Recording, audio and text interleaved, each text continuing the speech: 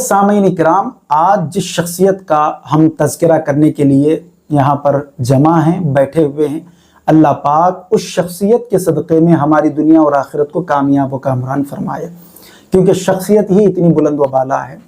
ملک ہندوستان میں کرناٹکا اسٹیٹ میں ایک مشہور و معروف شہر ہے گلبرگہ شریف۔ خواجہ بندہ نواز علیہ الرحمہ کا اسم گرامی سید محمد ہے اور آپ کی کنیت ابو الفتح تھی۔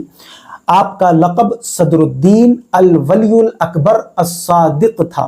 حضرت پیر نصیر الدین چراغ دہلوی رحمۃ اللہ علیہ کی بارگاہ سے گیسو دراز کا لقب آپ کو عطا ہوا۔ حضرت سیدنا خواجہ بندہ نواز گیسو دراز رضی اللہ تعالی عنہ کی 4 رجب 721 ہجری مطابق 3 ستمبر 1321 عیسوی دہلی میں ولادت ہوئی۔ آپ کے جد اعلیٰ ابو الحسن جندی علاء الدین مسعود شاہ کے عہد حکومت میں دہلی چلے آئے تھے اور یہی مستقل سکونت اختیار کی تھی۔ تاریخ حبیبی کے مطابق اور دیگر جو سوانح حیات بندہ نواز رضی اللہ تعالیٰ عنہ کی کتابیں ہیں، اس کے مطابق آپ کے آبا و اجداد خراسان سے ہندوستان میں تشریف لائے تھے۔ محمد علی سامانی کا بیان ہے کہ حضرت کا یعنی بندہ نواز کا سلسلہ نسب 22 واسطوں سے حضرت مولا علی مشکل کشا رضی اللہ تعالیٰ عنہ تک جا کر پہنچتا ہے۔ محمد تغلق کے حکم پر علماء عمائدین اور مشائخین نے دہلی سے دولت آباد کا رخ کیا، تو حضرت خواجہ بندہ نواز نے بھی اپنے والد گرامی حضرت سید یوسف حسینی راجو قتال علیہ الرحمہ، جو آپ مرید ہیں محبوب الہی حضرت نظام الدین اولیاء رحمۃ اللہ علیہ کے آپ مرید ہیں، آپ کے والد محترم کے ساتھ دولت آباد پہنچے۔ آپ اپنے والد کے ساتھ آپ کی ابتدائی تعلیم خلد آباد میں ہوئی۔ عبد المجید صدیقی کے بقول شیخ بابو نامی ایک بزرگ نے انہیں اپنے مکتب میں پڑھایا اور حدیث و فقہ کی ابتدائی تعلیم دی۔ اس کے بعد آپ نے اپنے والد گرامی شاہ راجو قتال سے بھی علوم ظاہری و باطنی کا فیض حاصل کیا۔ کم عمری ہی سے آپ پابند صوم و صلات تھے، نمازوں کے پابندی کرتے، تہجد گزاری کی پابندی کرتے تھے، یہاں تک کہ 7 سال کی عمر میں قرآن مجید بھی آپ نے حفظ کر لیا تھا۔ سبحان اللہ۔ 16 سال کی عمر تک حضرت بندہ نواز علیہ الرحمہ نے علوم و فنون کی بے شمار منزلیں جو ہے آپ نے طے کر لیے تھے۔ اپنے بھائی سید حسین کے ساتھ دہلی میں 16 رجب 736 ہجری کو آپ نے حضرت چراغ دہلوی یعنی خواجہ نصیر الدین چراغ دہلی سے شرف بیعت حاصل کیا، مرید ہوئے وہاں پر آپ۔ اس کے بعد مجاہدہ ریاضت، ذکر، مراقبہ اور دوسرے مشاغل میں مصروف رہے۔ پیر و مرشد کی توجہ اور عنایت خاص کی وجہ سے سلوک کی منزلیں طے کرتے گئے۔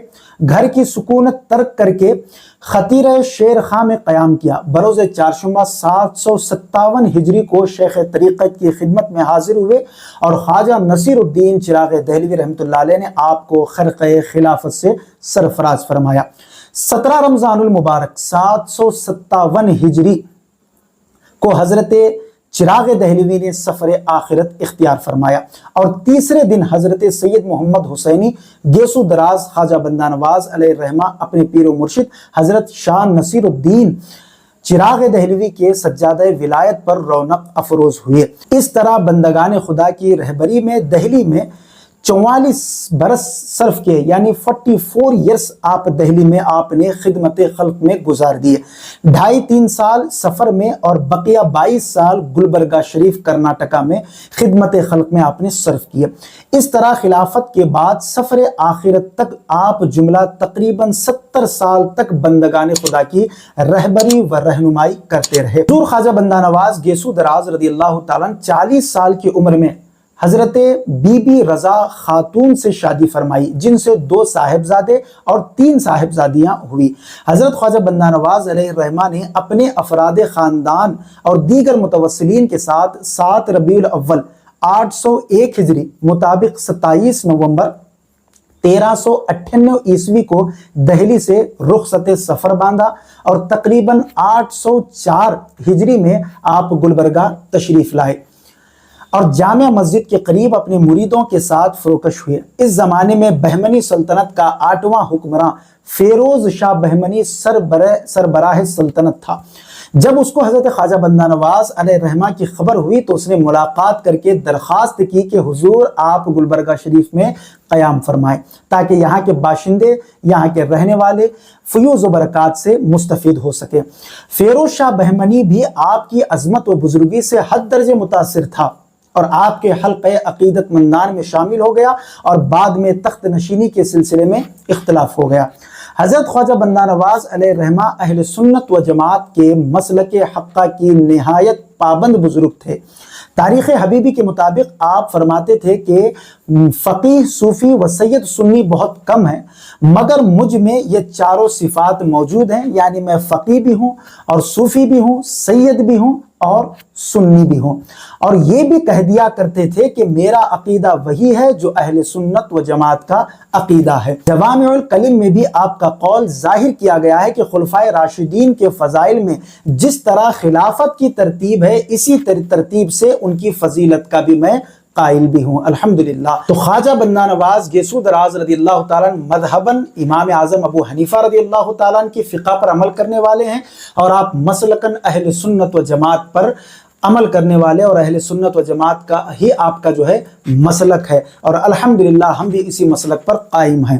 الغرض حضرت خواجہ بندہ نواز علیہ الرحمہ نے 104 سال 4 ماہ 12 یوم کی عمر پائی اور 16 ذی القعدہ 825 ہجری مطابق 422 عیسوی کو بروز چارشنبہ نماز اشراق و چاشت کے درمیان واصل بحق ہوئے، یعنی اس دار فانی سے کوچ فرما کر اپنے حقیقی مالک سے جو ہے جا ملے۔ اس کے علاوہ حضور خواجہ بندہ نواز گیسو دراز رضی اللہ تعالیٰ عنہ کو سلطان القلم بھی کہا جاتا ہے۔